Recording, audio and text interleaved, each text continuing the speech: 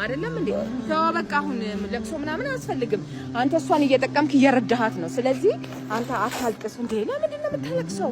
ኧረ እንዳታለቅስ። ቤቲን ማናት እየረዳሃት ነው። ቤቲን ደግሞ ትመለሳለች ነገ። ስለዚህ አንተ ምንም እንትን የሚል ነገር የለም። አሁን በቃ ተረጋጋ እሺ። እኔ ልጅ አሜልዬ ቅስ መልካም ነገር ነው ያደረከው። እኔ ተማምነብሃለሁ ልጅ አምነብሃለሁ እሺ። ስለዚህ አንተ ምንም ያበሳጭ መልካም ስራ ነው የሰራኸው። ነገ እህት አለክ፣ ለእህቶች ነገ ለምትወልደው ልጅ መልካም ስራ ነው የሰራኸው የኔ ልጅ። ጥሩ ነው እሺ። እንዳታለቅስ እያልኩህ ነው እንዴ። ማልቀስ አይጠበቅብህም በቃ።